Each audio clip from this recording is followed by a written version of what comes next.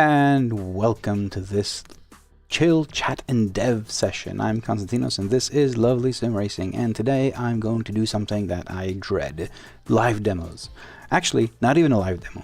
Live demos are what I do every time I race when you can see the dashboard. Today I'm doing something worse. I'm actually going to demonstrate the entire process from zero to having the lovely dashboard on your computer, including downloading files, fonts, Simhub. Sometimes it's not the latest version. I'll show you that as well. I'll show you what it's like when it's running without the settings file. I will show you how to control the devices, keyboard emulations, everything. And then at the end, the last bit will be adding the settings file and updating the settings file, and yeah, basically getting everything to work as it should. Tonight's demo will be on version 2.6.0, which is the next gen of the lovely dashboard. It maintains the same design and UI, but underlying technology has been completely rewritten. I've been working with Nicola from Simhub, and I rewrote most of it based on his recommendations and a lot of the stuff that have been added in the meanwhile between the previous version and this one. So there are huge performance updates in 2.6. Plus, we also have now True Dark mode, and there's track data inside of the dashboard for ACC tracks. All ACC tracks are covered, and that will be populated as once it launches. I will also show you how to do how to collect data and contribute to the lovely dashboard. But today we are focusing on installing, downloading and installing the lovely dashboard and setting it up and getting ready to run. So this session is basically just something I've seen a lot of people asking. So in Discord, we have a lot of questions on, this or that, or that's not working, or that's not working. And usually it's, you have the file in the wrong folder. Simplest thing.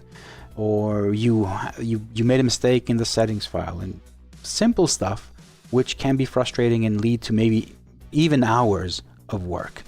So yeah, this video, this live stream will be saved as well, and also published as a video. Will remain on my channel as a walkthrough of version 2.6, and hopefully you guys will enjoy it and find it useful in the future.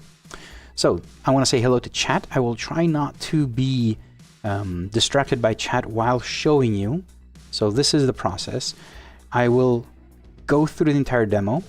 Demo will be in 3 phases. First one is downloading and installing the dashboard, just the basic stuff, and running it without anything, no settings or anything on the dashboard. Second is setting up your controls, so your steering wheel and shortcuts and emulators, and basically being able to control your dashboard through your steering wheel or whatever device you want. I'll be using my steering wheel. And the third bit is focusing on the settings file, so updating that and everything. I will take questions. If it's something very specific to what I'm doing, I will take the questions, but I will probably leave all of your questions at the end. So make notes, save them, and I will answer any and all of your questions, which I can, because sometimes I don't know everything, and sometimes things can go wrong. All right, so hello to the chat: Mark, Irix, Rafael, 50, you, and Tiago. Hello everyone. Hope you guys enjoyed this one. So for this session, I'm going to move over to this view, and I also have basically, I thought of having just a windowed overlay of the dashboard, but I think this would make more sense. This is literally, you can see my hands, the video of my dashboard. And as you can see, I don't have the lovely dashboard installed. I deleted it, literally. I've gotten rid of it. So first thing you want to do is you want to download the files for the lovely dashboard. All the links will be after the video. I'll update and make sure that I have all of the links in the description. Although you will find the links in the description now, but After the video, I'll edit it and I'll have links in the description for everything that I talk about. So the first thing you want to do is you want to go to the lovely dashboard website, which is on GitHub. And this is what it looks like. So GitHub is where I store all of the files, and this is where I do all the versioning and everything. So you want to go to the URL lsr.gg/dash, and this is what it'll take you. Again, link will be in the description. And over here, of course, you have a whole bunch of documentation, and everything will be updated for version 2.6, of course. Currently isn't. But where you want to go here is to the releases. You don't download code. You do not download anything from here. You don't want code. You want to download the releases. So you either click on releases, which will take you to all, and you can see version 2.6, the changelog. It's quite big.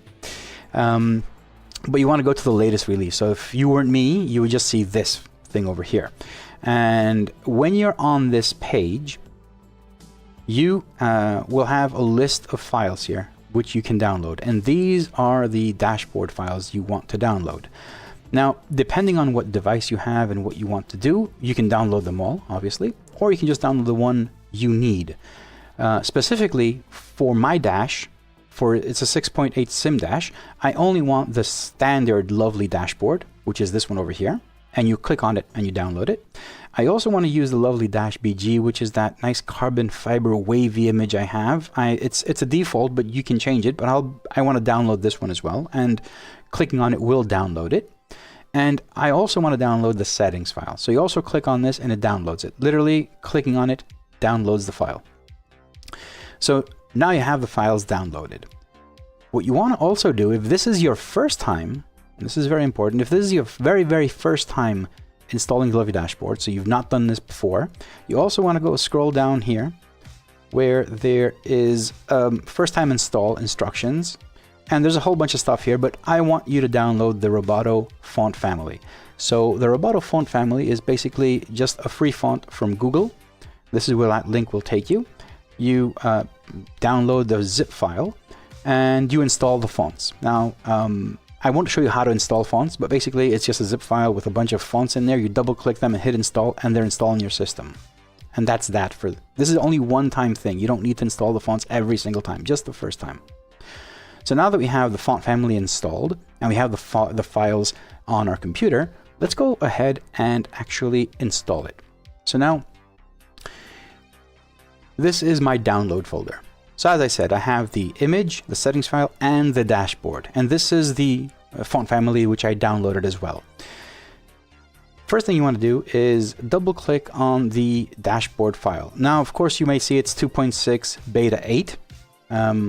I didn't download from the GitHub, which is 2.5.2, but this is the process for 2.6. So for this demo, this is the file that you will download in the future when it's released. Actually, let me show you as well. This is my Simhub. I just want to show you in Simhub that I do not have the lovely dashboard installed. I have a whole bunch of, well, I think this is the default. I don't actually have any other dashboards. I have some other stuff here for my other lovely stuff, but I do not have the lovely dashboard, the one that I want to install. It's not in here. Okay, so let's get rid of that and we'll come back to that once we're done. In your downloads folder, you double click on the Simhub dash folder. It will say you want to install it, import into Simhub library, and once you do that, okay, and let me bring this up again so you can see.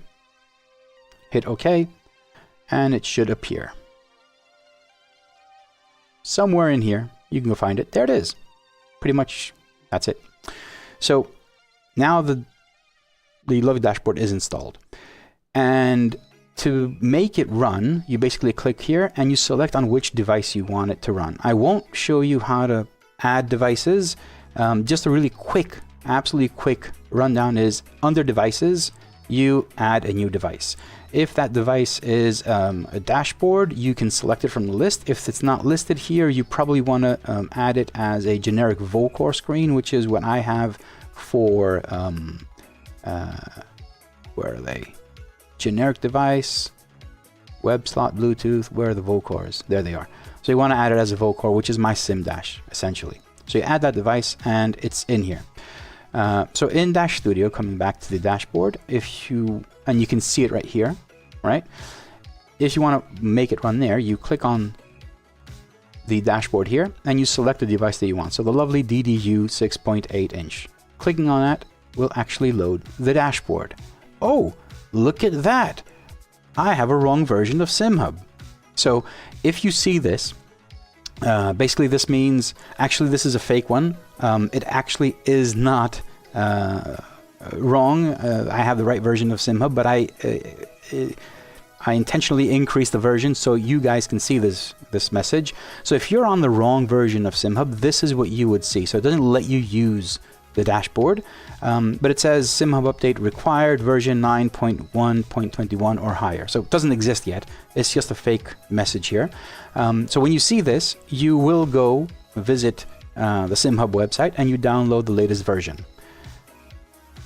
I have it there because sometimes, not all of them, not always, but sometimes there are features that are added in Simhub which I'm using, and you cannot be on an older version or else they won't work. So I have this message there to let you know that you need to update Simhub.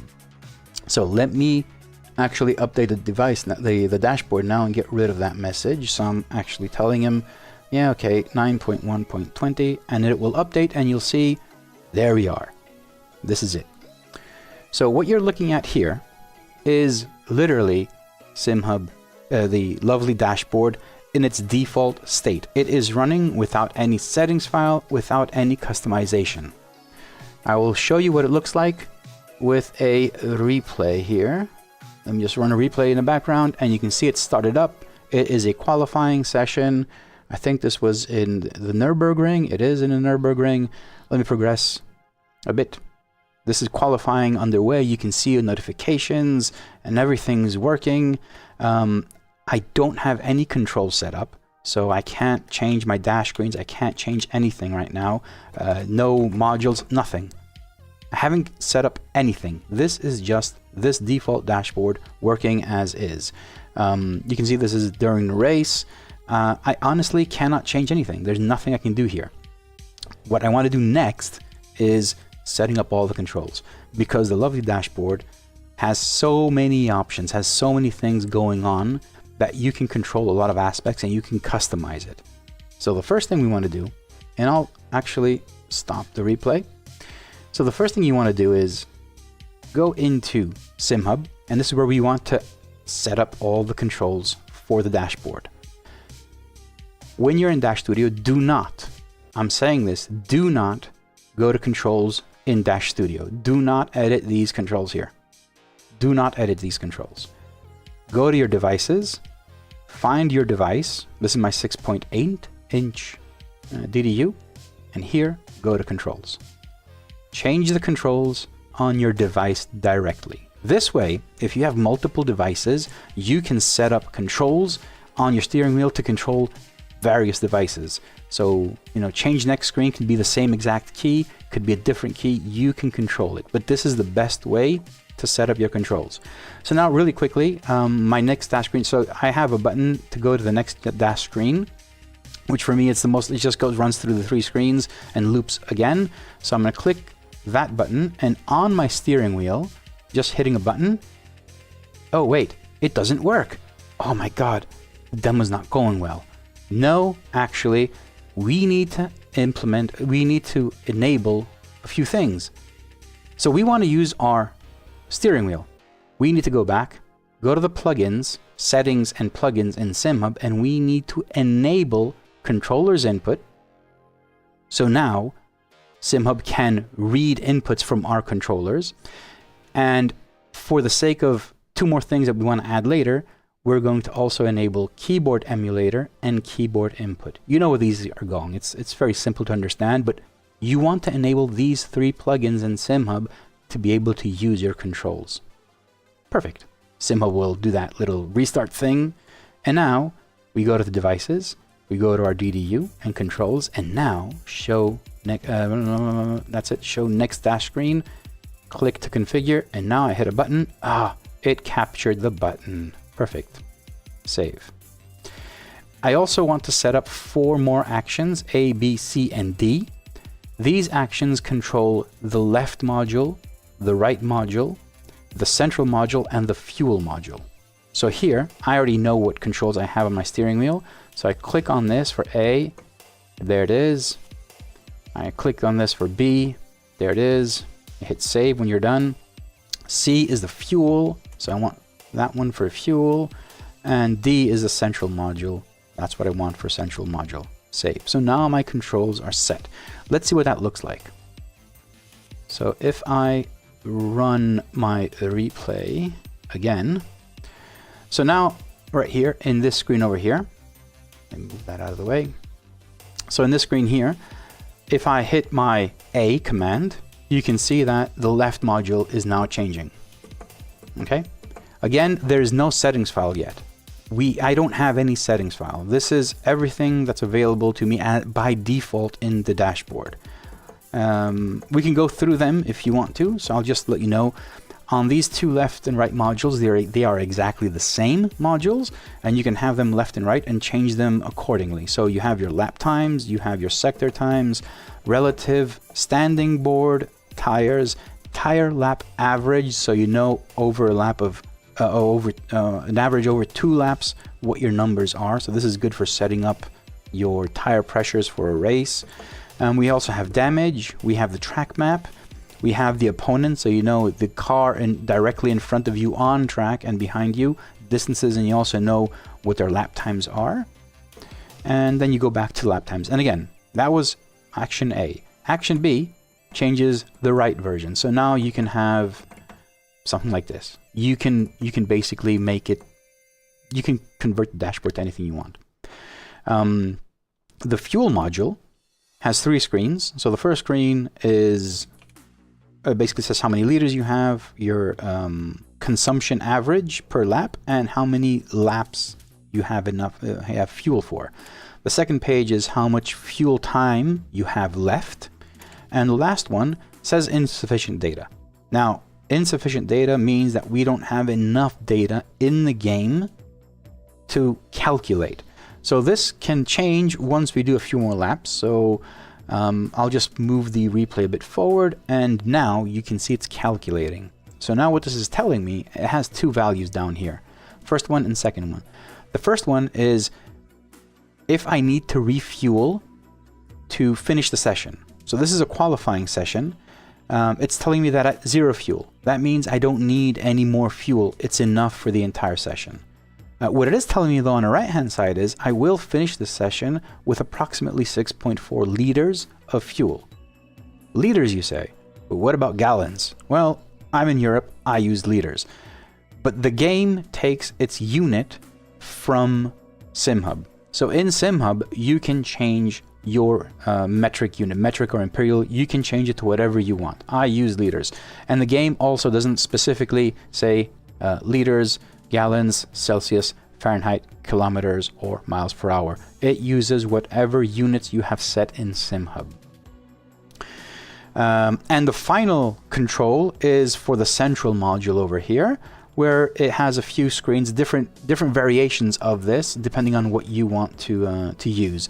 The third one also has the actual real life time, if you want to race and know that you have to get off the rig by 10 p.m. for instance. That's that. And the last one is showing you your speed versus, it's flipping around basically speed with gear. So now speed is a lot larger. And you can also see it scales a bit as well. When it's just 2 digits, when it's 3, it gets a bit smaller. Okay. My God, that's it. We set up the actions. That was it. Simple as that. But there are more. So there are more things we can do now. For instance, in the tire lap average, and this is something we'll go deeper in when we get to the settings, but I just want to give you an example. In the tire lap average module here, there is a shortcut, a hotkey, which I can reset that. So how do I reset it? We'll see these things in the settings file as well. But what you want to do is, remember when we when we enabled the plugins for Simhub? Well, those plugins basically let us do some keyboard emulations. So now, in my code and in the settings file, you can set some hotkeys hotkeys are basically combinations of keys where it can do stuff on your dashboard. One of the hotkeys by default is Shift A, which changes what basically doesn't change, it resets all the values for the lap average. So how do you basically convert the Shift A to something emulated on your steering wheel? Well, this is why we needed those two plugins. There's a tab under Controls and Events called Keyboard Emulation. You do an add mapping here. You click to configure. This is the input. This is the key that you want to use to trigger that keyboard emulation. So click to configure. Again, I'm going to use that key. There it is. Save. And here, click to assign. And now I'm going to do Shift A, because this is the trigger I want. This is the keyboard emulation I want to trigger. So the hotkey I want to trigger. Now, if I go back to my dashboard, you can see there's a whole bunch of stuff going on there. But if it goes back to the dashboard, if I hit my trigger, the one that it lost it here. Okay, let me get out of here because it loses it. That's a Simhub thing. Don't mind it. So now here, if I do the Shift A emulation, it didn't do it. It didn't do it. Ah, no, this is a live demo, so it's only fair that these things happen.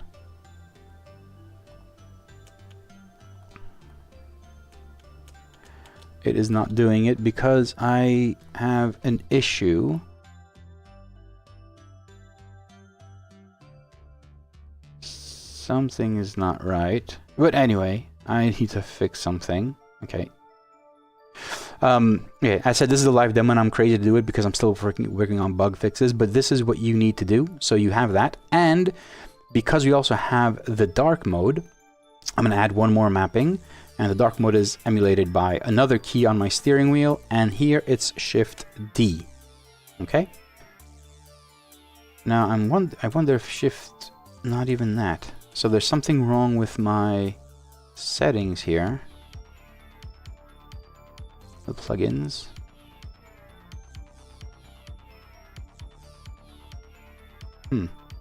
I'm curious because I actually tested this right before the stream because I don't like having these kind of surprises, but you know, you can't avoid them.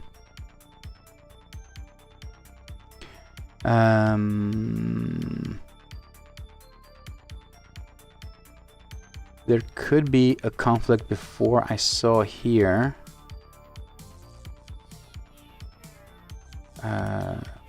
Next screen, delete. Next screen. Okay, let me try that. Clear these, clear, and do A. Sorry, I am also troubleshooting right now because you know these things happen. Not sure this would be the issue, but just trying to see if if this might be it.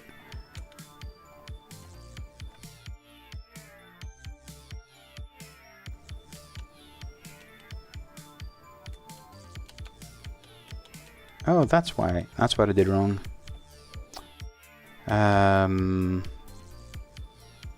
Clear that and clear that. So this is my mistake. It is, I had the wrong key in. I had the wrong key in. So that's there. And now if I go to Controls and Events, Keyboard Emulation, now this does that. And this does that. And again, I don't know if it's going to work. It hates me. It's not working. Yeah, I'm not gonna fret on that too much. I'll figure that out.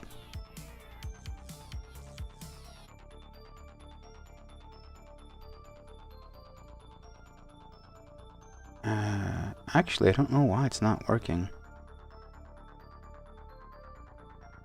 This is nothing to do here.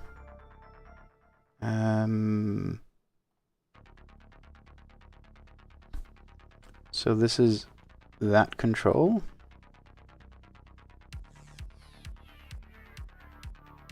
That's that control. So this should work, and it's not working, and I do not know why. All right, we'll revisit this with the actual sorry, give me a second here. I want to run another replay because I think I know what might be the problem, but I can't solve it now.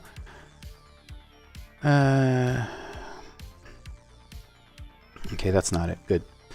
I actually don't know what the problem is now, but I'll figure it out. But anyway, that's how you set everything up. Okay? And that's adding the keyboard emulations and doing the action keys as well. If it worked, I would have been able to just change, trigger that action key and reset my average lap tire, or even trigger true dark mode as it is. But obviously it hates me and it's not going to do it on live stream. But trust me, it does work because I actually tested it last night. I tested it with one of the members as well, Simon. So it does work, but I'll figure this out why it doesn't work here. Now, going forward. So if you want, this is the lovely dashboard as is. It is in its simplest form. It is what it is. It is super basic. Again, basic meaning that it has all of these features and all the functionality, but you haven't customized it. It's not yours yet. Right now, you're looking at the logo. You're seeing all these things. You're noticing that there's a little red thing here that says analytics off. That's for GDPR reasons. You know if any information is being transmitted or not. Currently, it is off. So by default, analytics are off on the dashboard. But how do we change it? How do we basically make this dashboard a bit more personalized and have more information that's related to you and your driving and everything that you want to do? Well, that happens with a settings file. A settings file is a JSON format file, which we downloaded previously, and we will need to install on the dashboard. How do we install it and where do we install it? So first thing you want to do, the files are over here. So I want to go and click on those and copy those files. Control C, copied them. Now you want to go in your PC. You want to navigate to the Simhub folder. So let me just do this with you really quick. So usually it's on a C drive. This is the default setup, right? So it's on a C drive. Program files x86. You'll find Simhub folder. And in here, there's a JavaScript extensions. You want to take this and paste those two files in here. Okay? You've pasted them in there, but nothing's happening. Well, that's okay. Nothing's happening because for performance reasons, we do not read anything after we launch the dashboard. So how do we reset the dashboard? One of the easiest ways is go to devices, find the device, and hit disable. So now you can see it turned off. If I turn it back on again, now you can see that the little icon here is green, which means it's getting information. What's it getting? It's getting information from the settings file. So now that we install the settings file, it is actually reading it. And that is also part of the GDPR as well. The act of downloading the settings file and installing it and using it is your confirmation that you allow the lovely dashboard to track data from the dashboard. But in the settings file, you also have an option to opt out again. So there's no requirement for you to opt in if you don't want to. And obviously, having the settings file does not require you to always have data tracked. Obviously, I've said this before. Leaving it on helps me as a developer. It's all anonymous, so there's no personal tracking or personal information regarding you. I would appreciate if you leave it on, but it is up to you if you want to leave analytics on or off. Now, analytics. How do we change these settings in the settings file? So this is the part where things can get a bit tricky, and I do have ideas going forward to make this a lot simpler for everyone. But today, and for version 2.6, which will be released at the end of January, what I'll show you now is how you make changes to the settings file. So you can basically edit this file in any text editor. So you can open with WordPad if you want to. I don't care. I use Visual Studio Code because it's a coding program, but you can use Notepad if that exists. I don't even know, but something simple. So I'm going to use Visual Studio Code because it looks better and I'm just used to it. Okay, so lovely dashboard settings file. right click, open with whatever app, or just double click and it should open. And this is what the file looks like. Let me resize this window so it doesn't look too ugly for you guys. That should be okay. So now, what you're seeing here is a JSON file. It's like, you know how you say TXT file or Word file or movie file. This is a JSON file, and this is the absolute formatting for a JSON file. JSON files are really good for transmitting keys and values.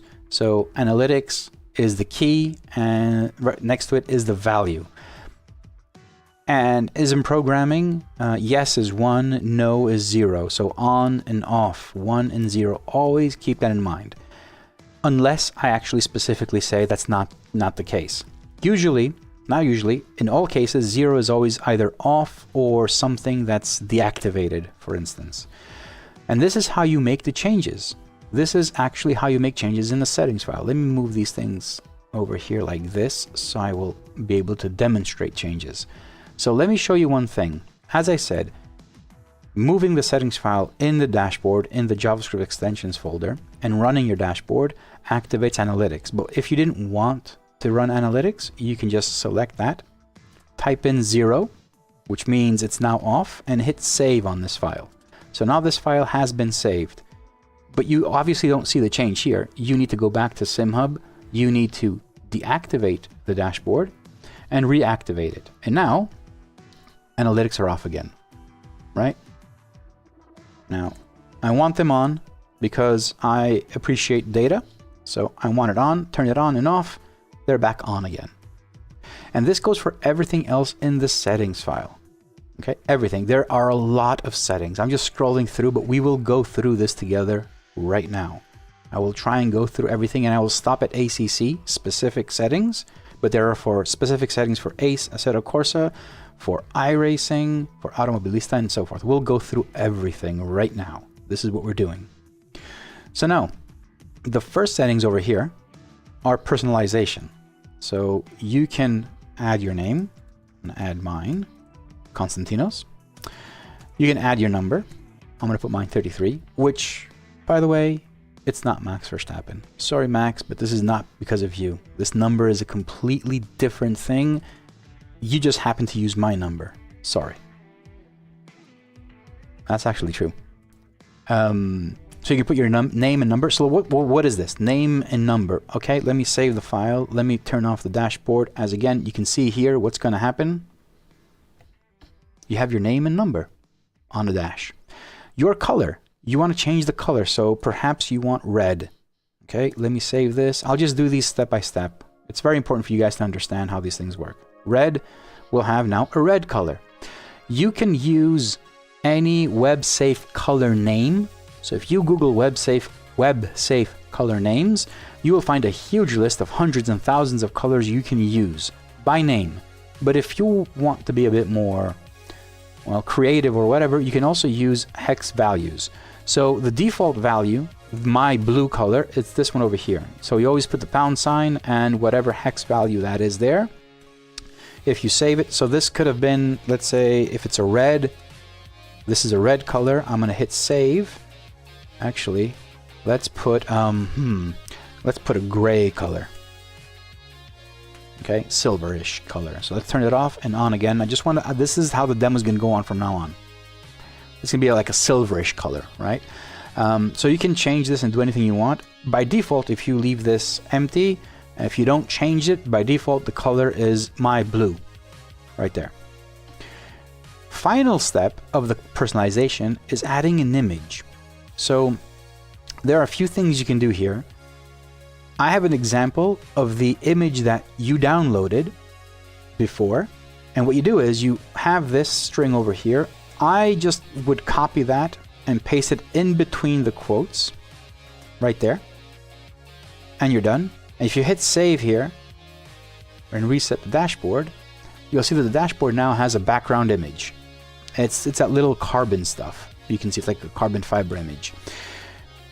These are all layered. So you have your image, your name, and your number. Now, there are cases where you don't want to show your name. So you want to create an image that has your name and graphics and whatever you want on it. It could be an animated GIF. Doesn't really matter. In that case, you just go back to your your settings file and just add a space. Not delete it. Add a space. If you hit save and restart, now the dashboard will show a blank space, and now all you see is an image. So if you want to use it in that sense, you can do that as well. So you can be as creative as you want with just graphics, animated graphics if you wanted to have those, or you can go back and just leave it the way I have my default setup, which is this one over here. And quickly seeing it, you can see it right there. Image, name, and everything. Now, moving on, I will go through the chat. Sorry, I will go through the chat and answer anything once I'm done going through the entire settings file. I want to have this as one big segment. Now, LFM ID. Lots of questions. Where do I get my LFM ID? Where do I get my Pitskill ID? And what happens when I do that? I will show you. So first thing you want to do is sign up for LFM because they're awesome, and do the same thing for Pitskill and join their races as well. But let's look at LFM. So in here, I say I want the LFM ID. What I mean by that is you pull up your LFM website. I'm logged in, and here, and this is the tricky part, there's no easy way to do this, but you go to, I think it's my account. No, it's the profile. You go to your profile page, right? So you click on your profile here and go to profile page. And in the URL, there is a number. That is your LFM ID. So you copy that, okay? You copy that number, you come back into your settings file, and you paste it. And you're done. Now, what does this thing do? Let me show you a quick example. Actually, I need to turn this off, reset it, because I want it to load the changes that I made to the settings file. And now it's loaded. What that LFM ID does is if I go to a season 13, and I sign up for Brands Hatch, which is an amazing track, and I had fun yesterday. Last night's stream was really good. I got a win. So I'm just going to go to a race which starts midnight. I have enough time for that. I'm going to hit sign up. Ferrari, yes, I confirm everything. You've done this before, and hit sign me up. Now, I'm signed up. And notice here, on the top part of the dashboard, it takes some time. It has a delay. It waits, it's getting information, but eventually it will show up here, and you'll see your next LFM race. There it is. It shows you what time. So the first number here shows you 12:16, midnight 16 minutes. It shows you LFM, the platform you're on, the game, ACC, because there's also AC and R factor and everything else, the session, the server name, the ID, and what split you're on. So once you sign up on LFM, you can just close the window. You don't actually need the browser anymore. You go to ACC or whatever game in, you have the ID, you know exactly what you want to do, what split you're supposed to join, everything is there. Now let me show you one thing. If I withdraw from the session, that's going to go away. It takes some time to go away. But if you remember, it shows you the time the race starts. Now if I go, when is the next one? 10:16. Perfect. Let me sign up for this race. This race starts in a few minutes, basically. And this is pretty good. This is a good example now. It'll show up again here. When the race is within the next 30 minutes, so the previous one was hours away. This one is less than, it's 6 minutes, and it starts in 6 minutes, basically. It'll show up, and it has a countdown, actually. 11 minutes and 19 seconds, 16 seconds. It's not very fast. It doesn't go per second, but it shows you how many minutes you have until the race starts. Not server opens, or not, until the race starts. It actually, the server opens, sorry. So it complies with what LFM has here. Server opens in 10 minutes and 58 seconds. So this is a countdown. And what's more, if that countdown goes under 5 minutes, which I will not wait because otherwise I won't be able to, I can't sign out for the next 5 minutes or whatever. So let me sign off because I've lost a lot of ELO because of that kind of stuff. So I just signed out. What's more though, this countdown, it's 10 minutes and 30 seconds. Once it goes under 5 minutes, it turns red. So it attracts the eye. So you know you have 5 minutes to get ready for the race. The exact same thing happens for Pitskill servers as well. And now the question is, where is my Pitskill ID? Because settings file requires Pitskill ID. So now in Pitskill, this is the website for Pitskill. Here it's a bit more simple. You go to your racing license. If you're logged in, you go to your racing license and there is a license number. So what you want to do is copy that and paste your license number in there. Now I won't go through the process of signing up for Pitskill and whatnot. It's the exact same thing. It gives you the name. It gives you everything for your next race. Now, in both of these, if you sign up for multiple races, it will show you the immediate next race. So it won't show them all. It just show you your next race. It always shows you the closest time-wise race that you have over there. Perfect. I think that was a really good demonstration of how these things are done. Now, moving on in the settings file, you have driver name. So this starts, now this is basically a step where we start customizing the dashboard to our liking. And these points, keys and values here let you change things. Now for all of these keys and values, because they're a bit more, not complicated, but they have more values you can add to, more options. I also have the driver name help, or well, basically it's the help instructions for this key. So any key you see here, there's a little help next to it. These are the options that you have available. So for the first one, driver name, it literally says if you option 1 is F last name, option 2 is first name last with a capital L, well, the capital name. And the third option is full first name and last name. Of course, these are all depending on the game and the availability of the names that we have. But for ACC, for instance, I by default have F and the full last name, but you can change it to 2 and have first name, full first name, and just abbreviate the last name. Or you can add 3 here and just show the full thing. Now, I won't show you this as a change because it's very simple. Anywhere there's a name in the dashboard, actually, yeah, why not? I'll just do it, what the heck. So anywhere there's a name in the dashboard, so here, for instance, what am I running? So there are more people now, there they are. So anywhere you can see it's A and last name. If I were to go and do 2, now it says C Dimitriadis. I saved it. I'll turn the dashboard off and on again and go navigate to that screen. And you'll see now it's Constantinos D. So you can control how you see the names. This was something that was requested a very long time ago where someone said, you know what, I race only with my friends and I don't want to look at their last names. I want to see their first names. You can do that. Other options now, moving on in the settings file, are RPM LED, virtual LEDs. By default they're off, but if you turn them on, these enable virtual LEDs on the top of the screen. So let me turn it off and on again, and there you are. So now the entire UI has adapted, and now you have virtual LEDs. If you're using this on your phone or tablet or any other device that doesn't have actual LEDs on the device. So you can do that as well. Clutch mode I won't demonstrate, but I'll let you know what it is. Clutch mode is basically, let me go back to the replay. It should show up once it goes away. I want to show you. Ignition is off.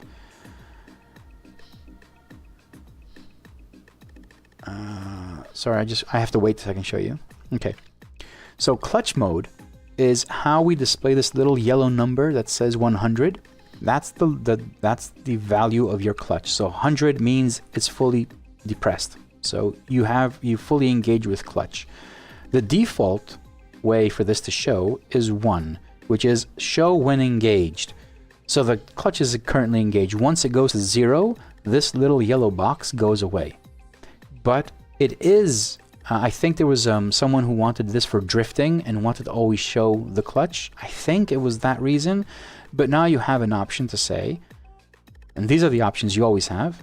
So 0, again, 0 means it's off. So if I hit 0 and save and restart the dash, that will go away and there will be no more clutch at any point in time. If I turn this to 1, which is the default, it'll only show when it's engaged. But if I move this to 2, and this is the interesting bit, now this will always be on. So you may want to always see your clutch. So you can see it actually has changed a bit its layout. Now the your speed is a bit centered in the area next to it, because even when you're running, clutch is on. You can always see it. It's 0, but you can see your clutch there, right? So this by default is set on 1. You can change that as well. All right. So other stuff that we have over here, you can see flags. So these flags cover everything from the yellow flags, green flags, white flags, slow car, final lap, double yellow, sector yellows as well. So I don't know if I'll have anything on this replay, but there are sector yellows as well. So sector 1, 2, and 3, you can see those. If you don't want them in the file here, turn it off. Again, show flags, hide flags. You turn off the flags. For me personally, I don't have flags on because I have a dashboard that has all the lights and the flags, and I also have a separate dashboard for flags, so I turn those off. And now these are very interesting as well. As I said, you can go to different screens because we've mapped everything. Now if we go to the screen with the map, you'll see that this map is a static map. There are 2 types of maps, a static and an animated map. A static map is this one over here that you're looking at. I can change this to an animated map, and I'll show you how you do that. You go from static to number 2. You can see I'm not using 0 here because you're not turning anything off. You're just changing the mode, so it's 1 and 2. So if I do map type 2 and hit save and reset the dashboard, and then go back to the screen, you'll see now the map is animated. And what does animated mean? It shows when you're the slower you're going, the more zoomed the map is, so you can see a bit closer your distances, but the faster you're going, it zooms out, so you can see a broader picture of how things are. And this is the animated. Of course, you can choose. I usually have static on this screen because there's enough space to show the entire map, but as you can see there, this is the animated map. So let me move that back to 1. Now, why is there a map type MFM? Right, so MFM, if we didn't discuss it or you don't know, means multifunction module, and the multifunction modules are what you see here left and right. So in this module here, we also have a map. And by default, this map is animated. But again, you can say that I want this map to be static. It's up to you. You can change the map type MFM to be static, which now you'll see is a static map. You might want to have that. Maybe for ovals it makes sense. Here it's kind of small, but you can have that. It is completely up to you. So I'm going to move that to animated. One thing I did mention for the animated maps that we have, there's also the map zoom 30 by default. I give an explanation. This is a number from 0 to 100 you can actually input. And this, as explained here, the larger the number, the more unzoomed the map gets relative to the speed. Remember when I said in the animated map, if you're on a straight and you go, the faster you're going, the more it zooms out? Well, you can change that. You can make that 50, so it zooms even more out. So when you're running around and you're going fast, it can zoom. It basically controls how much you will zoom out depending on your speed. 30, I find, is a really good number for this size. If you're running the dashboard on a 5-inch, you may want to make that larger so you have a better view, because smaller screen is a smaller screen. UI mode, it's 3. It's how intense you want to have it. So if I move it to the lowest setting, you'll notice on the dashboard that the all white lines on the dashboard will be dimmed down. So in cases where you don't want to have a really loud dashboard, you can dim it down. And there's also medium. 3 is the default. I don't find it annoying or distracting, but you can have it any way you want. Now, this was one thing. The UI radius is a very interesting one. The UI radius is all the radii of the corners of the lines. Let me restart so you guys can actually see what I'm talking about.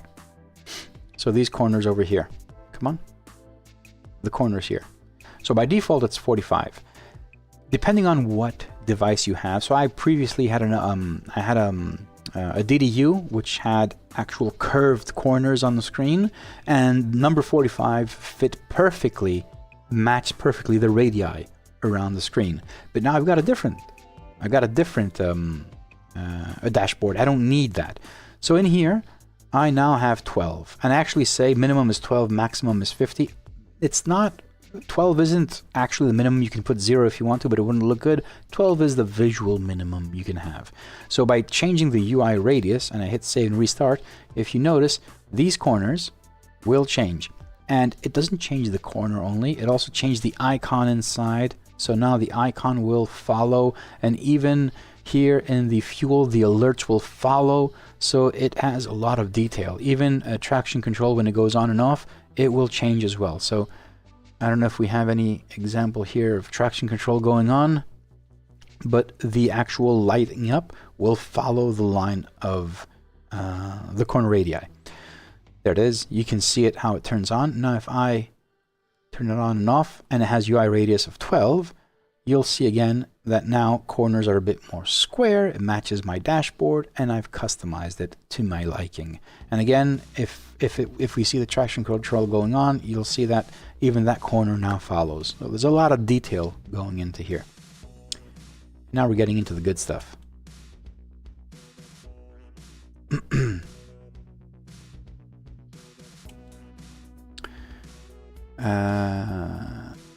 I still haven't gotten the true dark mode to work, and that is kind of sad because it's part of the demo and it's not working. But anyway, let's push on and see how it goes. For whatever reason, the keyboard emulation is not working. Maybe I need to restart Simhub, I don't know. Let's move on to the next one, night mode. I need to load up a different replay that actually has some changing lights. Okay, I'll leave it there. I've basically paused the replay so it doesn't move. So night mode is something that was added on early on. This is not new. So night mode, when you turn on your lights, any game that supports lights, not all games have lights. So AC doesn't have lights, iRacing doesn't have lights. You can flash, but there's no property for turning on lights. But games as Automobilista, ACC, rFactor, I think rFactor, I don't remember. ACC, for instance, which we'll see here, the moment you turn on your lights, there is a darker layer that's placed over the dashboard that dims the dashboard. This was done because it made sense to have it. So when you have the lights on, as is in your car in real life or your phone, when it's brighter, when it's brighter, it goes higher. When it's lower, it dims. Same thing we're doing here. So you'll notice over here, if the icon, once it turns on, the entire screen will just ever so slightly dim. There it is. You can see it. It just dimmed ever so slightly. And now I need to see if this is going to work. Okay, so sorry, let me get back to night mode. So if you don't want it to dim at all, you just turn this to off. So night mode won't work, and it will always be as bright as you have it. Okay, and now the hard bits here that I'm pretty sure it's not going to work for whatever reason. I don't know why. I think I may need to restart Simhub for this, but let's try it out. So now this is what's coming in. These three new options are coming in version 2.6, which is the true dark mode. You can enable it using this key over here. So you can 1 and 0. And this also controls the color of true dark mode. So if you put it to 0, there's no true dark mode. it won't work. True dark mode is deactivated. You'll just have night mode. But if you put it in any other number listed here, you can change its color. So if you're Dan Suzuki and you want purple, you'll set it to 3. So when True Dark enables, it will be purple. And one final thing, there's also one more option for True Dark mode. This came a bit later on in the development of the True Dark mode. It's True Dark mode native, where you can, by default it's off, but you can also enable it. What does this thing do? Remember when I said that ACC has light triggers and Automobilista has light triggers? Well, ACC has something more that other sims don't have. It has 2 light stages. So ACC, by default, let me run this replay here.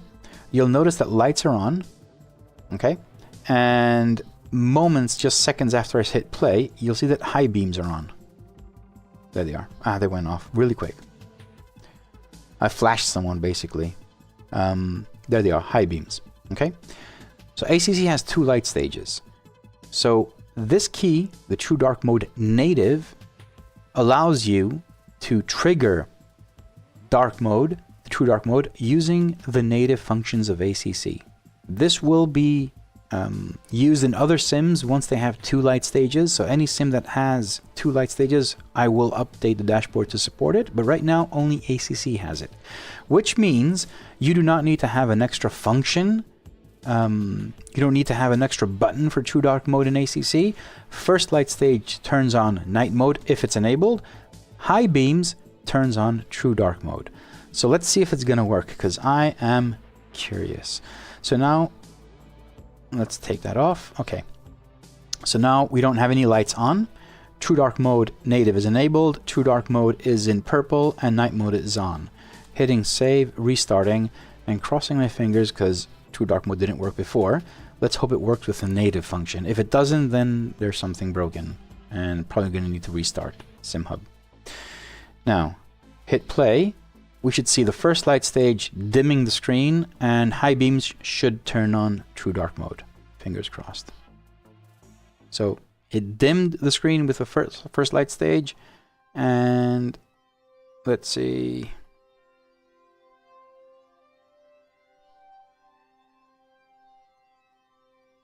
Come on, I need to find the exact spot. It doesn't work. Something is crashing. I'm sorry, guys. I tested this thing so many times. I hate live demos when they actually aren't working. But you can see some icons are purple. It goes with the territory. But this does not change anything. The final version will be fixed. Damn it. Anyway, that's how the True Dark mode works. As you can see, some icons are actually purple now because it's engaging, but there's something obviously not working right in the code. But that's how you do True Dark mode. If you don't want to have True Dark mode native, so you don't want to use it for ACC only with the 2 light stages, you can turn on True Dark mode native, turn it off basically, and set it to 0, which now means that across all sims, if you have lights, you turn them on as you would, and True Dark mode is triggered by the key that you set for all sims. Now, as I said, True Dark mode native works for ACC. All other sims continue using your hotkey, the key emulation that you had. So even if you have True Dark mode native on, it will only work natively for ACC. The other sims will continue working as they did before. So you will need to manually trigger True Dark mode for other sims. So that's there in case you want to use that as a native function. Again, I apologize for the bug. It's still literally, it's the 17th of the month, and all I'm doing to the end of the month is debugging and finding these cases, which is pretty cool that I found this because you won't need to suffer like I do. Now, last thing for the True Dark mode is the actual hotkey. So by default, I have Shift D, D for dark, but I understand Shift D might also create issues when you're typing. It might trigger it, or it might do some weird stuff. So you can change this to anything that's supported in Simhub. So you can do Shift, let's say F1. You literally just type it in, Shift plus F1, or Control D, which would probably mean duplicate in some applications. So you can change whatever this is. Let's do Shift F1 for true dark mode and Shift F2 for the average reset. And now that we said average reset, there you go. You can also remember how we had the 2-lap Tyre average reset. I can set this to 3 laps if I want to. So if I hit save and restart, you'll notice that the Tyre average, it's bright.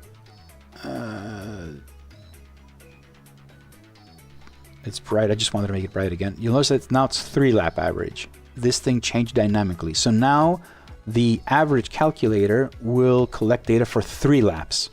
I've seen that 2 laps is way more than enough. You don't actually need more than that. But if you do decide, you can change it here.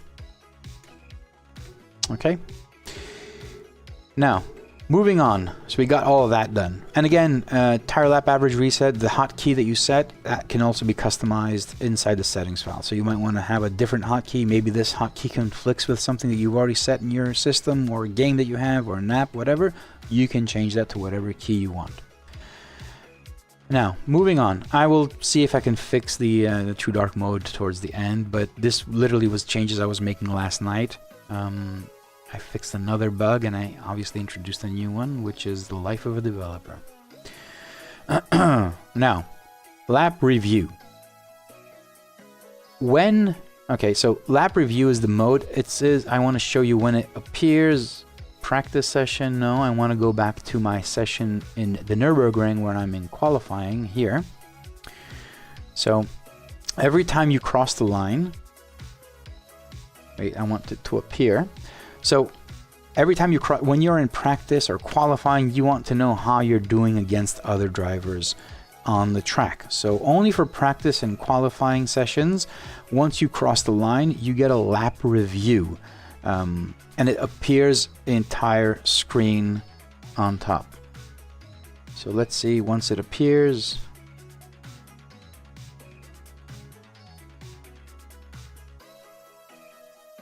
where is it?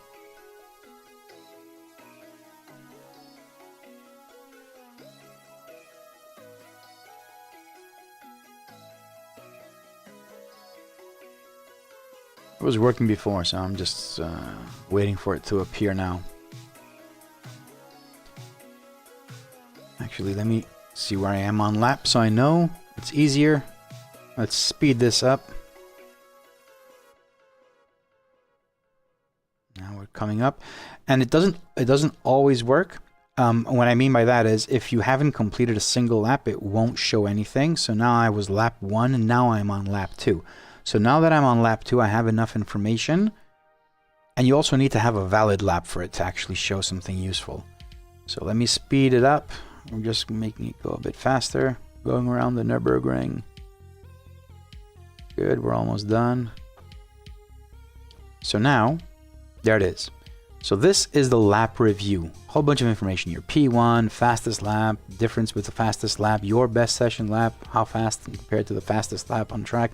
There's a whole bunch of stuff. So that currently is how it's being set up. So you can either turn it off completely. So set it to 0 and it will never go on. Set it to 1, which is the default value. So see it only in quali and practice sessions.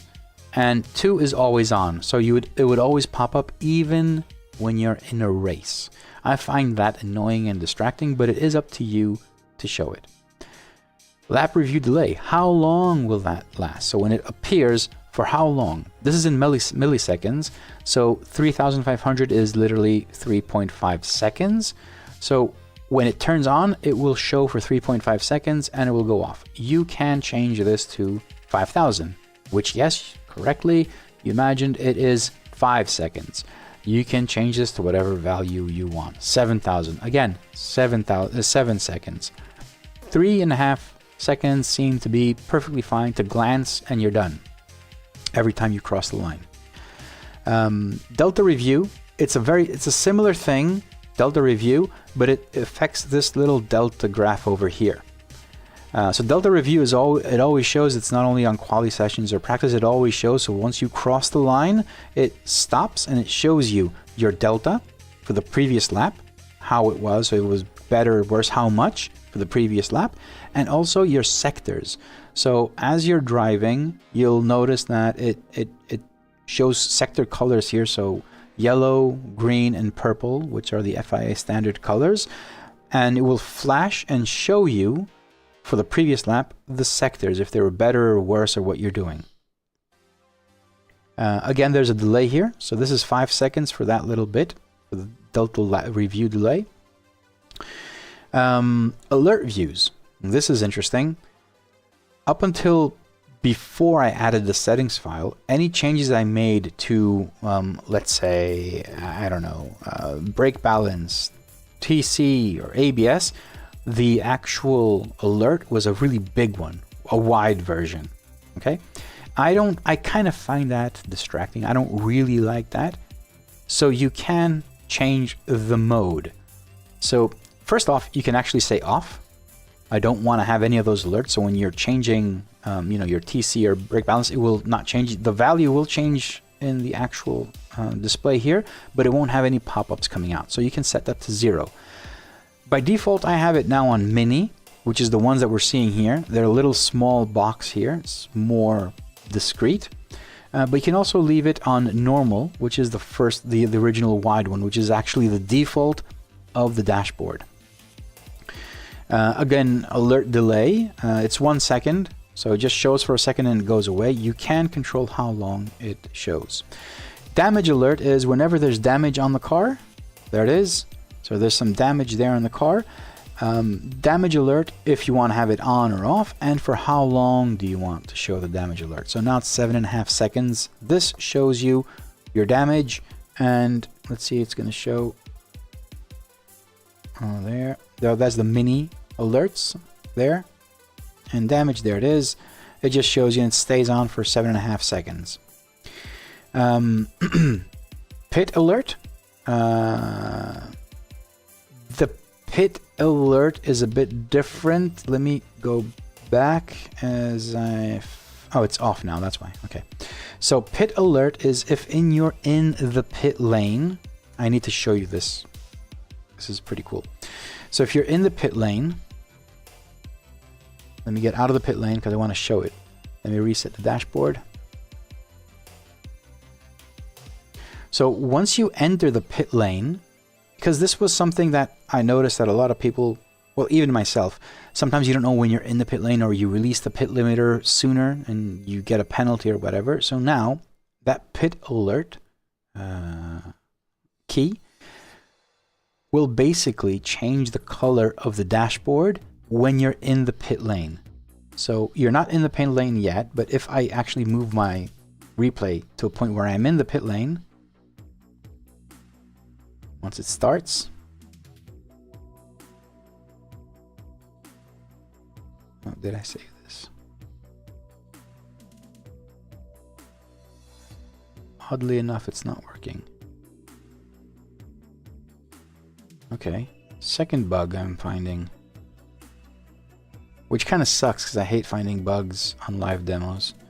Anyway, the alert, the interface is blue. So when you're in the pit lane, the interface is blue.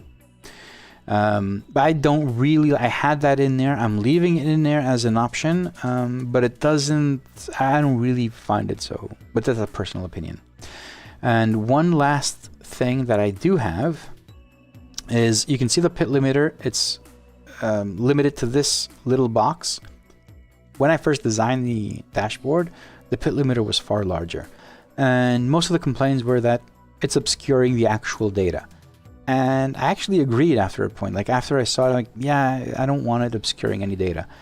But while creating all this and the dashboard is getting bigger and bigger and more people are using it, I get feedback of some drivers saying, when I hit the pit limiter, I do not want to see anything else distracting me and whatnot. So there is an option for pit large. If you hit that and set it to 1, and I'm going to restart, now you'll see that the pit limiter is an entire blue screen. So when you hit the pit limiter, you have this information. The information you have here basically also includes your opponents. So over here, if you had opponents, If you're exiting the pit, if you have pit limiter engaged and you're exiting the pits, you will see if there's an upcoming car, how far behind they are, how far ahead they are, which is important to know. You're exiting the pits, so you should know that. And also show you a position you're exiting in. Everything else is pretty much what you'd expect to see from the middle center module. Now, if we move on, you'll see it'll just go away, and when pit limiter is off, we're off. There it is. And that's pit large. And now, let's move on to the most interesting part of this. Now, this is going to be funny if it doesn't work, because it'll be funny, I guess. But as I said in the beginning of the session, in the settings file, we also have game-specific dashboard setups. What this means is for ACC, for instance, I'll just go over one sim, which we'll see here, but it'll be the same exact for every other sim as well. So for ACC, you can control a few things on the dashboard itself. So there's the first key, which we'll look at, which is active LFM, active left MFM. And in here, it says select which available MFMs to activate in the dashboard. If you recall, the actual dashboard here has a whole bunch of MFMs, right? And they're the same for either side. Now, when you're driving, you probably, as a driver, have some preferences. You don't want to see the relative, or maybe you don't want to see your damage. You don't want to have that as an option. You only want to see the damage as an alert, because this is also part of the MFM, the damage module. So you don't want to have the track map or whatever, or you want to have the track map, but you only want it on the left-hand side. You don't want to have it on the right as well. So you want to make it a bit more quicker. So just hit like 1, 2, 3, and you have all the modules you want. You don't want them all, you want some. And this is where you do that. So in here, active left MFM modules and active right MFM modules, you create a small array of modules that you want. Which modules do we have? Every game doesn't have the same modules, unfortunately, but that's how it is. But you can see for ACC, these are the available modules. So 0 is for lap times, 1 is for sectors, 2 is relative, 3 standings, and so forth, and opponents. iRacing does not have the exact same. So in iRacing, for instance, the available modules, we have tires, we don't have tire average, we have map, we have opponents, and we also have status, for instance, which doesn't exist for ACC. So you can use those. Let me go back to my ACC settings file, and you can say, so on the left-hand side, I want to have my tires, so it's 4 and tire average 5, so I just put 4, 5. I want to have the map. Actually, no, on the left-hand side, I want to have relative and standing. So this is how I would set it up, 2 and 3. The order here does not affect the order of the modules. They will remain in the same order, but these are the only 4 modules you'll see on the left-hand side. On the right-hand side, one thing that I definitely want to have is the lap times, so 0. I want to have my sectors, so I want to look at the sectors on the left-hand side, on the right-hand side, and I want to also have on the right-hand side opponents and map. I found those very useful. So 8 and 9. So here you go, 8, 9. All right, and I'm going to hit save. Now, if I restart the dashboard and nothing is broken, you'll see that on the left-hand side and the right-hand side, if I scroll them, you only see tires, relative, standings, and back to tires again. So as much as I scroll, the only modules available are those 4. On the right-hand side, they're lap times, sectors, the track, opponents, and back to lap times. So you can control what modules you actually have and can scroll through left and right. And what's more, if you as a driver are more inclined to have, actually on the active left MFM, you want to have by default. So if I close and turn on the dashboard, you'll see that by default I have tires and lap times. But hell, I don't want tires. I want to have sectors. Make it to left MFM. You say which one you want to have by default. And here I want to have 9, the opponents. If I save this file, restart the dashboard, now you'll have relative and opponents by default. You can still scroll through everything, but now setting that in the settings file, you don't need to set it up every single time. Same goes for the central module. Let me reset those. Same goes for the central module. So for the central module, you want to have this version here, lapdiff. You want to have nothing or real-time clock. You can basically just set it up here and say, you know what, I don't want to have, when I say nothing, it's basically not having the time diff. So if I reset it now, you'll see that the central module does not have a time diff. It just reverts to this. Of course, you will be able to scroll through them again, but by default, that's where it starts. So you don't need to do it every single time you launch the dashboard. And the fuel module is again the same thing. You can select by default where it makes more sense. I actually find it having it on the refuel tab right here. So now it says insufficient because there's not enough data, but I find this one more interesting during a race. But I usually just leave it on 0, the default state, and just scroll to it during the race. So I have that on 0. And that is the entire settings file for the lovely dashboard. These exact same options are available for AC, iRacing, Automobilista, R-Factor, and so forth. A few things you obviously need to note is if in your active LFM you only have 4, 5, 2, and 3, you can't set 8 here because that's not available. So in your left MFM, you need to select one of these values, one of these modules. Okay. And you'll also notice that there's one more thing we didn't even touch on. This isn't for the lovely dashboard, it's for the lovely overlay. The lovely overlay utilizes the exact same modules. So if you're using the lovely overlay as an option, you can say which module you want to show. So all of these modules are available in the lovely overlay as well, and you can basically just say, I want to have the track map, I want to have the relatives. You can decide what you want to show for the lovely overlay. But this is not an option for the lovely dashboard, it's for the overlay. Hitting save, closing, and turning on. I think that's it. We went through everything. The only thing that's not working is the True Dark mode, which is kind of sad, actually. And I don't know why it's not working. It was working perfectly fine until yesterday night. I will need to go through it. So I did find 2 bugs, which is fine, but we went through everything, how everything works, how you set up everything. Possibly, I think I'm having some issues here with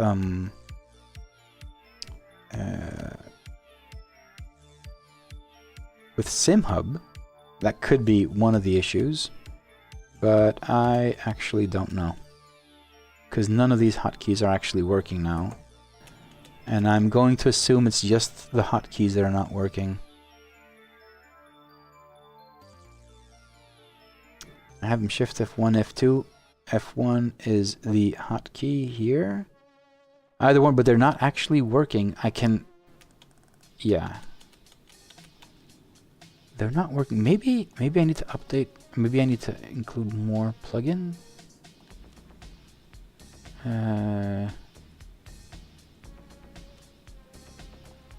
You think? No, I don't think that's the control mapper. Keyboard input. I don't think that was it. If that was it, I'm stupid, but I don't think that was it. There's something else. There's something else going on. Keyboard is recording, but it's not actually functioning.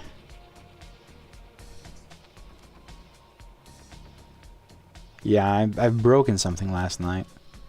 Great for me, huh? And the funny thing is, it's not even the averages are working. So I clearly broke something last night, which I will fix tonight. All right, so now what I'm going to do is head on over here, and turn on this, and just go through some of your questions, if there were many or any. So let's go through the chat. Okay. Eric, you ordered a 6.8. You'll have to rewatch. Yes, this is all for version 2.6. Going to be released in end of this month, and I still have a lot of work to do. There's still a lot of debugging. As I said, everything here was recoded and reworked, so there's a lot of stuff that I'm trying to fix, and fixing one thing breaks another, and that's always kind of shitty, but it does happen. Would I be correct that those screens A and B only scroll in one direction? 5.0, yes, they only scroll in one direction, as does the dashboard. There are the action A and action B and everything just scrolls in one direction, but the actual dashboard, if you want, you can have a rotary scrolling next screen and previous screen for the entire dashboard. You can do that in Simhub if you want to. Yes, but we will later see that in ordering can be changed. Also, you can hide pages. Okay, yeah, Irix was just talking about what I just showed you. Okay, Brian.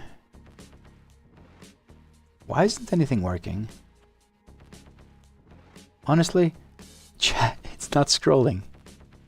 Right, okay. Notepad++ is free in a nice editor. Yes, Irix, you can download Notepad++. You can note for editing the settings file, you can use anything. I'm just using what is this? VS Code or whatever, I don't know. It's just a really good editor. I know that you're busy with other problems, but did you find the problem for IR and SOF and iRacing? Brian, there was no problem. It was solved ages ago during the version 2.6. If it's not working, please file a report and add a Simhub replay, because as far as I know with the replays that I tested, it was working. And it was working. I had a note inside how it works. I don't recall exactly. I think strength of field shows at the start of a race, and once you cross the line and you have the green flags, then it switches over to incidents and iRating, sorry. It has incidents and iRating gain loss. So if it doesn't work like that, please file a bug report. Michael, good evening everyone. Just wanted to ask if Lovely Dash can show you in relative drivers that are a lap down or up blue, red in other classes.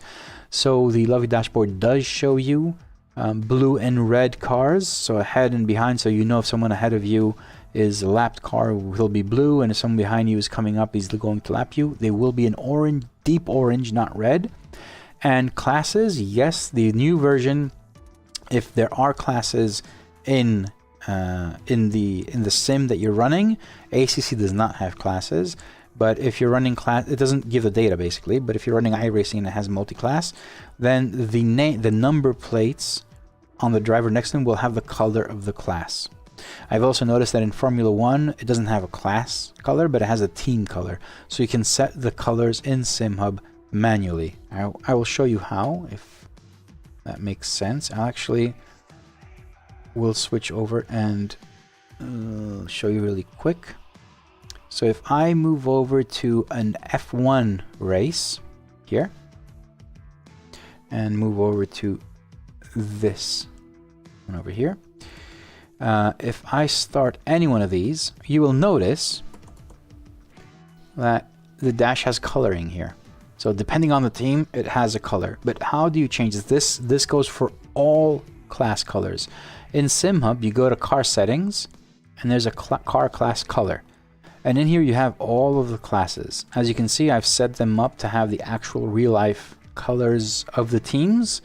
But as you can see here, I think I'm Alpine, my blue color, but I can change that here and add a purple, and it would update to purple there as well. Oh no, I'm Williams. Sorry, I was Williams. So I can make that black, for instance, and it changed to black. Okay? So that's how it's expected to work. If you were in a different session, I think I do have a replay for Automobilista with classes. Let me dig that one up to show you. As I said, I'm going to answer as many questions as I can and show you as many things as I can. Let me get a replay here. I think this has car classes. Yep, there they are. So when you enter the game, you only do this once.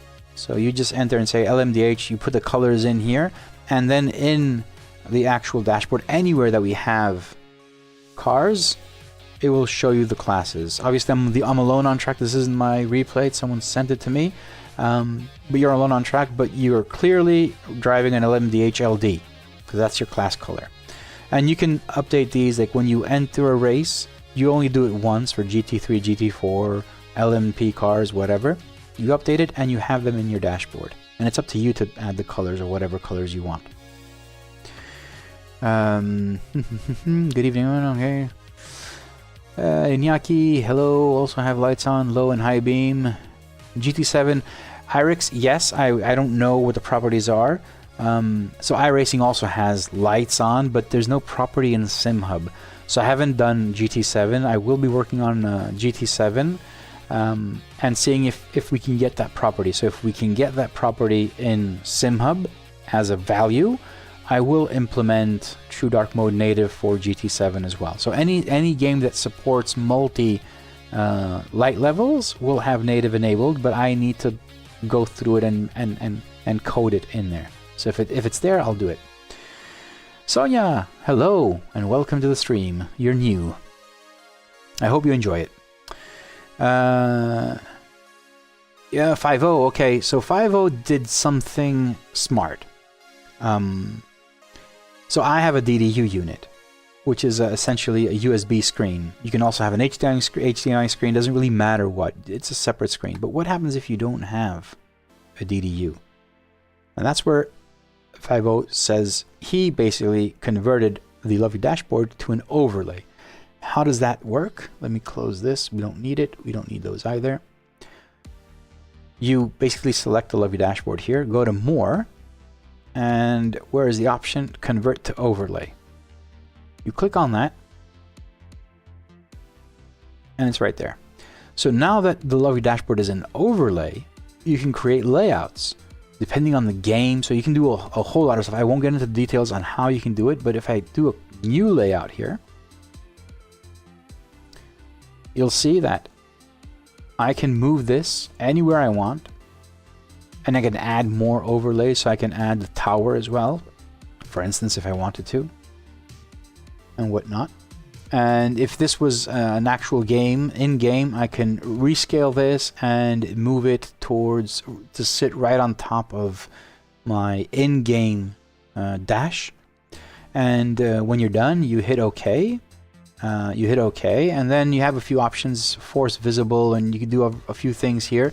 But next time you launch your game, it will launch those overlays as well.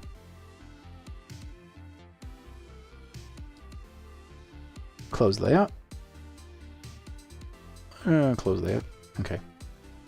Now I want to convert to dashboard again because I want it to be a dashboard. There it is. So yes, you can use the lovely dashboard any which way you want, on DDUs, on screens, on monitors, but also as an overlay. You can, of course, just click on windowed version and have it as a windowed mode right there.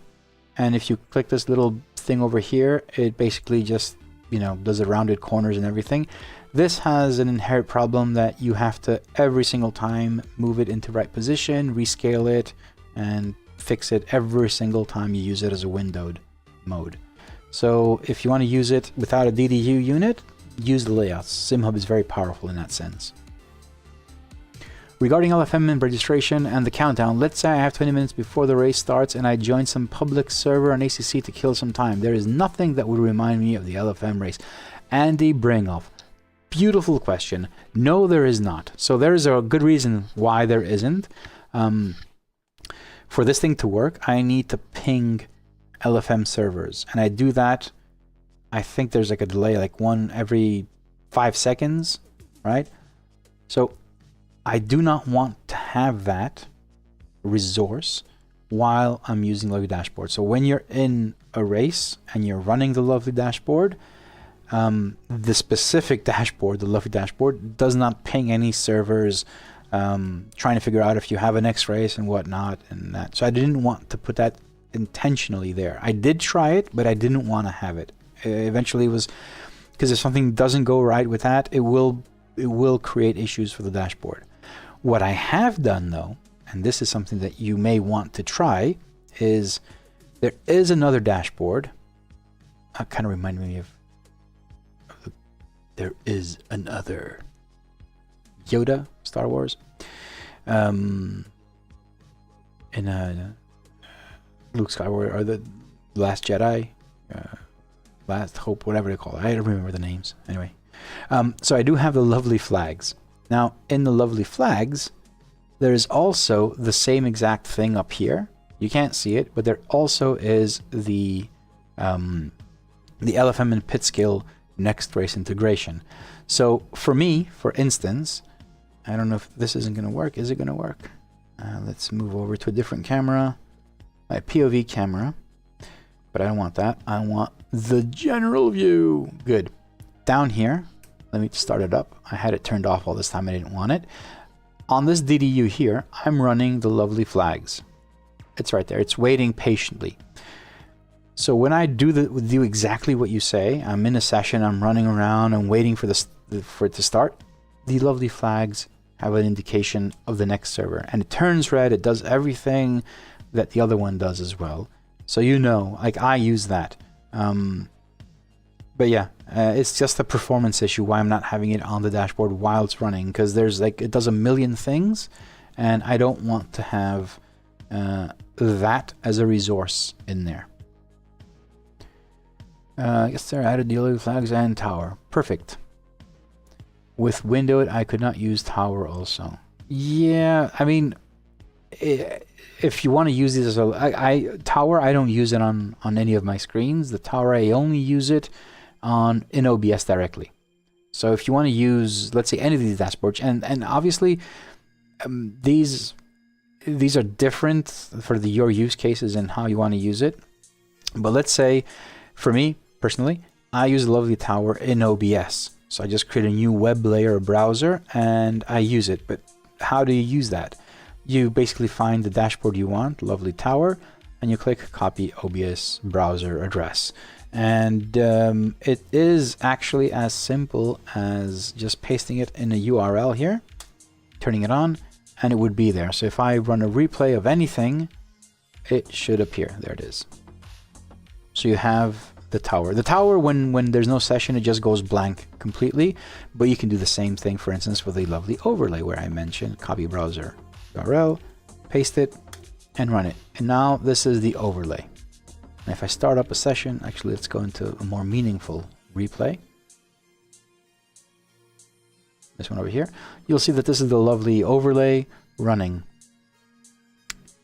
The lovely overlay, if you have any questions, it basically is a dashboard for your stream. So you can use this as an overlay instead of using any of the other data-driven applications. So you can use this. And this is also, remember when I said there's an overlay MFM in the settings file per game? Well, this thing over here, this box here, by default it's on lap time, but you can select any one of the MFMs that's available to the dashboard to have in there. So perhaps you want for your viewers, you want to have standings, because this is relative here. You want to have standings here, or you want to have the damage, or maybe even the track map. You select it. You select it once and it's always there. You can't change it on the fly, but it is there for that reason. And if this was also another question that actually existed. I'm using a dual PC setup, right? And I'm using the lovely tower, for instance. And what else? Something else as well. Some support, like the sponsors that I'm created in Simhub. But let's say the lovely tower. I want to use the lovely tower. Let me copy the URL. I want to use the lovely tower on a different PC. I'm on the same network though. So copying this will not work on another PC because this is a local IP address. It won't work. What you need to do is find your computer IP from your local network. And you can see that this is the IP there, but if I switch over to this, now it's 192.168.184. That is the gaming PC IP within my local network. And now for my streaming PC, I use this URL. It's exactly like the one before, it's just a different IP. And now my streaming PC reads from my gaming PC this thing over here. So you can use it anywhere you want in your local network. All right, I think those were all the questions that I had. And that was the rundown. That was everything you need to know about the lovely dashboard. Downloading, installing, setting it up, controlling it, emulating, which didn't work, and installing the settings file, controlling, editing the settings file, everything one by one. It is a very long session, but I think it was well worth it. And to get ready for version 2.6, because it's coming end of the month for everyone. Now I'm just inclined to start working on and trying to figure out why the true dark mode isn't engaging. But what I will do is shut down Simhub completely. So yeah, that was it. The live demo session is over.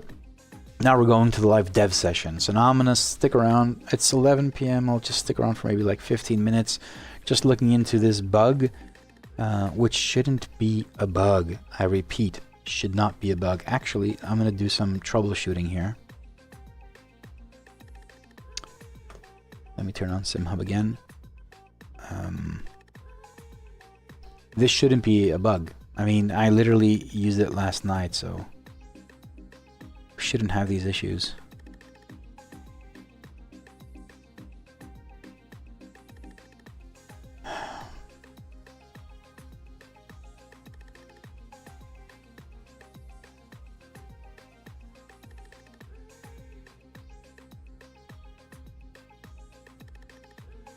Okay, let's see. Let's move over here. I'll just try this out.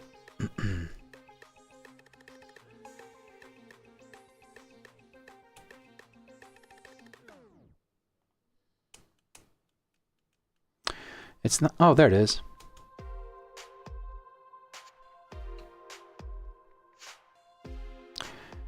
Guys, I told you it was just a bug. I had to restart Simhub.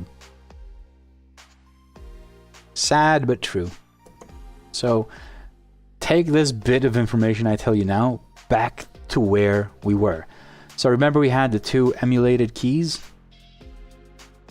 here, keyboard emulation, which Shift F1 and Shift F2 I actually changed in the settings file because I prefer these. They're a bit more rare. No one does Shift F1.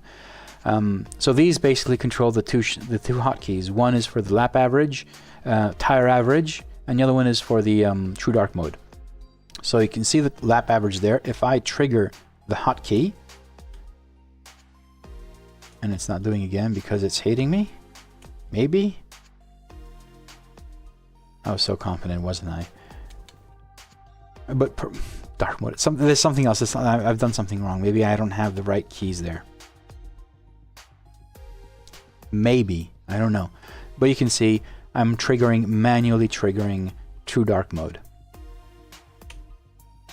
And if anyone has can ping Dan Suzuki, he'd want to see this one in purple. Yeah, so while we're here, I'm crazy, absolutely nuts and bonkers for doing what I'm going to do right now. Going into the settings, I will just check Shift F2. Keyboard, Shift F2. Yeah, I don't know. Something's wrong. Something. So hold on, clear that. And I want this for dark mode. So Shift F1 I want for dark mode. Okay.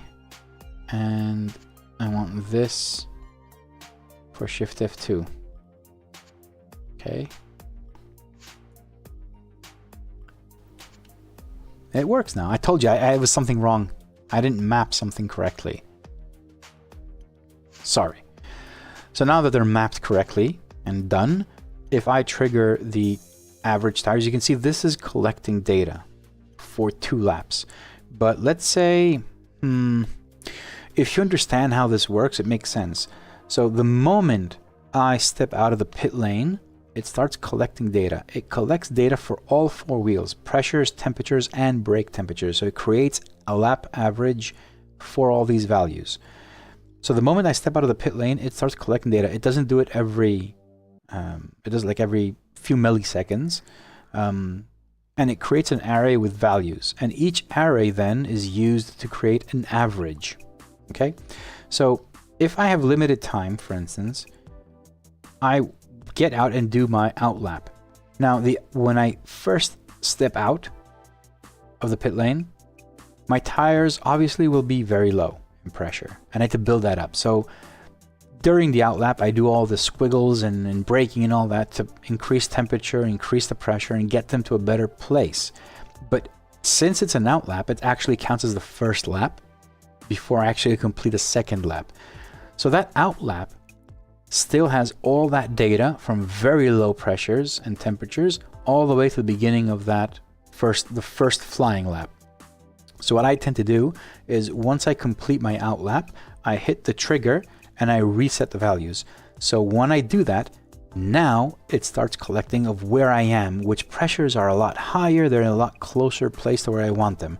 And that's where I start collecting data. So I want to have this thing over here to collect the data at that point on. And then once I start the lap, I do one lap, I have data for one lap, and do a second lap. Once I complete the second lap and I continue on to my third lap, then this information deletes the beginning of the hour, the older data points, it deletes, and it always maintains 2 laps average. And this is something that's super useful. When I did the endurance race, my teammate basically showed me how to use Motec to get this information. And if you've ever used Motec, it's like, you know, like someone hated people and created Motec. I'm not saying it's not good. It's just very bad. It's a very specific tool, and it doesn't work for me. Like I tried, and I always had to remember what I'm doing here, what I'm doing there, and it was for me, didn't make sense. But we did this thing where we had the entire lap, like the last 5 laps, and we would just select the last 2 laps and then derive average pressures and temperatures and see how the average was for those 2 laps. And once I did that endurance race, I went back and I'm like, okay, I need to figure this out. I need to make it easy. And this is what I came up with. So this does the exact same thing. This does the exact same thing as that. So it collects data for your last 2 laps from where you are at that point in time. So now, when you go on to qualifying, I usually during qualifying have this module, the 2-lap average module. I do the out lap, I reset it right before I do my flying lap, and I do 2, 3, 4 flying laps, and this will show me my pressures. And I use that information to adjust the tires. So if the average, like if you like your tires at 26.7 for instance, and the average was 26.9, then you go down by 0.2 in your tires, or each tire separately. You have all the values here, and I use that, and it's very accurate, to be honest, but it does require you to have really good push sessions in qualifying. So if you go out for your out lap and the first lap you spin and lose the car, that data is obscured. Reset them. Do not use that data, because your tires probably went like to 27 or 27.5. That is useless data. That's just garbage. The only way to get rid of it is if you either reset it or you complete 2 clean laps, 2 push laps. So it's up to you how you use it, but that's how I use it. So you actually have to be very careful when using it to get the correct data, or else it will be skewed. And yeah, let's look at, while I'm here, this is the Dan Suzuki version. Nah, it's not Dan Suzuki. If Dan Suzuki was in my chat right now, I'd say it's Dan Suzuki, but he's not, and it's not. It's my version. Just so you know, let me set not native, true dark mode 1. So let's see, 1 corresponds to red. So if I restart it now and trigger it, you'll see the red mode. It doesn't look good on screen, or at least doesn't look good in OBS, but it actually is very beautiful, and everything is is basically following the same theme, everything in the dashboard. This is the red version. Number 2 is blue, which also I think blue is pretty cool too. Let me show it to you guys. Blue. Purple you saw. And the last one is orange. Orange, I was inspired from old computer screens. Yeah, you're probably not old enough to know them, but back in the day we didn't have color screens, so it would either be green or orange, and this is kind of inspiring from those colors. And also I think the BMW has an orange night mode, which it looks like this. It's not actually orange. Someone noted that it's kind of like a yellowish orange. I just need enough contrast because you still need to be able to see this, right? And those are the 4 colors for true dark mode. I think for me the red is the original reason I created the true dark mode, so I think it's my favorite, but you have an option to change this as you please. 5.0, yes, DOS, but it was a monitor basically, so if you had like a green monitor, an orange monitor. I had both at some point. I think orange was my favorite. Green I didn't really like that much.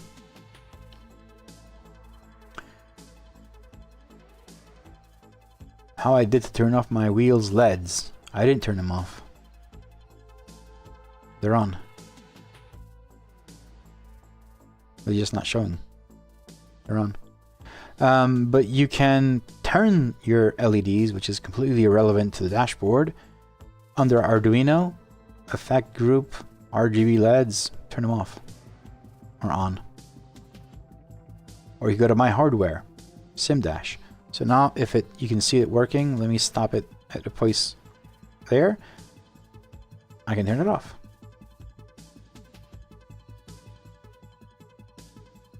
And now it wouldn't have, and now it does have. So yeah, the RGB, like the LEDs for the dashboard is completely different. It's a different thing. It's a completely different thing to the lovely dashboard. And that, my friends, completes the walkthrough, including the bugs that I found, which weren't bugs. Thank God. I did need to, and keep this in mind, I did really need to restart Simhub. Not just the dashboard, but close Simhub and relaunch it, because obviously it had something that wasn't allowing it to work. But it's always good practice once you first install something and it's not working, just close it and open it, and you should be okay. In iRacing you can't turn, well, in iRacing there is no option to turn on lights. I don't know if there are lights, so hear me out. There is no button in iRacing to turn on lights. At least I didn't find any. Lights do turn on automatically in iRacing, so they're on. If iRacing has a data point that says lights are on, the night mode will go on. It will go on. But if it doesn't, it won't. But you can manually trigger true dark mode at any point in time. Daytime, nighttime, rain, whatever. You can trigger it if you want to. So night mode only exists with lights if there is a property for lights. That remains a part of how it works.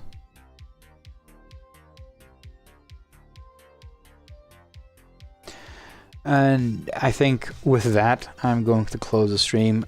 We covered everything. Again, we even fixed the errors that we're seeing. Noob mistake, I guess, on my end. I should have known. I should have shut down Simhub and relaunched it, and I wouldn't have any of those stressful live demo moments. But I did, and it happened. So now you know. What else I can show you?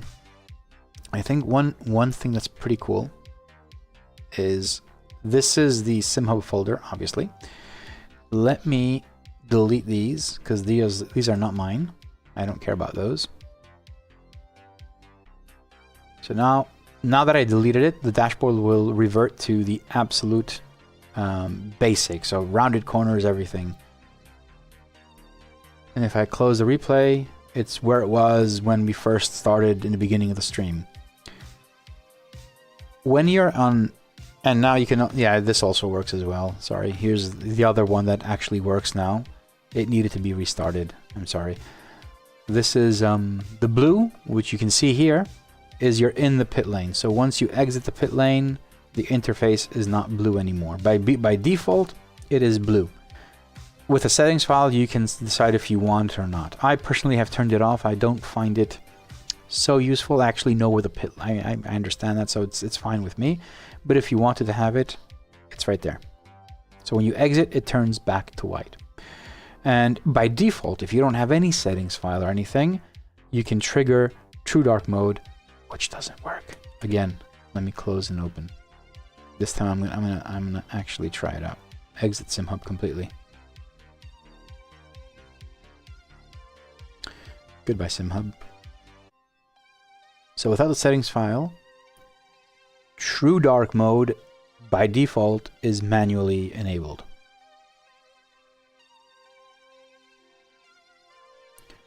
And let me get Simhub up here and run a replay. If it doesn't work, then I need to fix that bug. But this worked last night, so by default, without anything, I should be able to trigger. Oh, yeah. No, I'm completely stupid here. Ah, this is supposed to be Shift D. There it is. Worked. Because by default, the hotkey is Shift D for dark mode. I updated it to Shift F1. That's why it wasn't working. But so by default, if you're running the dashboard and don't have a settings file, triggering it will only show the red version. It doesn't show any other version because you need to change it manually with a settings file. But it's a manual trigger for any game. It's manually triggered dark mode. That's it. I'm out. I'm done. I am done with the stream. It went good. It went good. Just so you know, don't be fooled by Simhub. Rookie mistakes here. If something's not working, just shut down Simhub and restart it. You'll be fine. All right, I think that's pretty much it for tonight then. Let me do one more last thing before I close the stream. The same thing I do every single time, which is update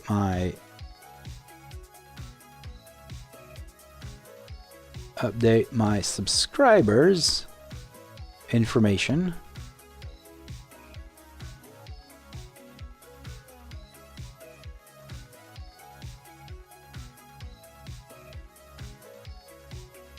All right, we are updated as far as I know.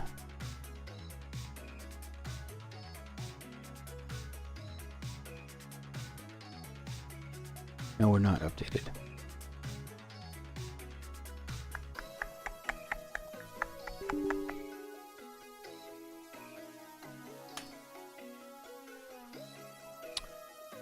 And let's do this one more time. Actually, did the server start? I closed it for the stream. I forgot to reopen it. Just want to have everyone in here.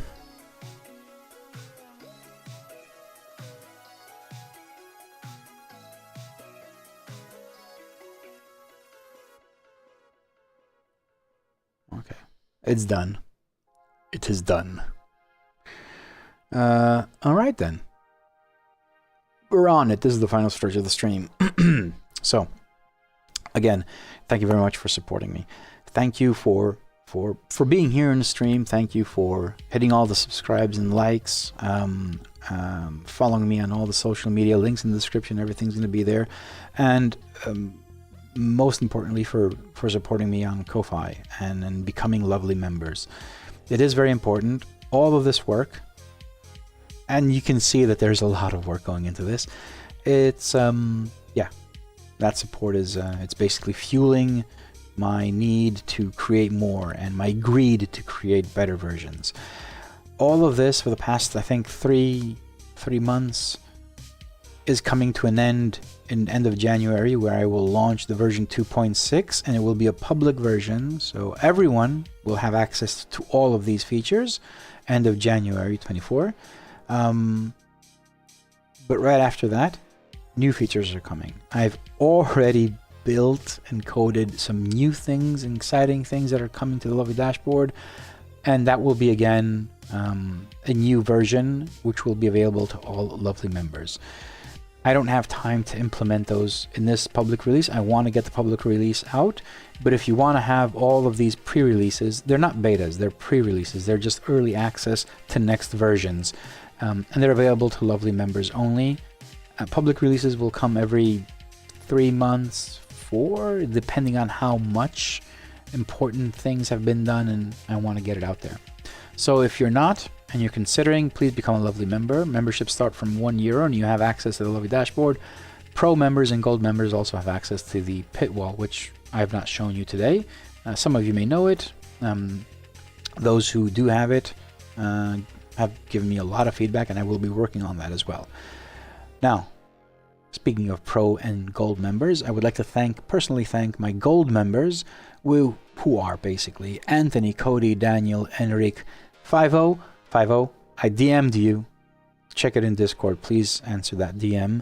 Graham, Jeff, Iñaki, Jason, Jared, Chris, Maximilian, Michael, Robert, Rito, Sean, Tiago, William, Josh, and Mark. Thank you very much for supporting me in the highest tier. It is much, much appreciated. And with that, I think my stream is over. My job is done. I actually can go back to developing a few things. I thank you very much for joining me, and I will see you again tomorrow.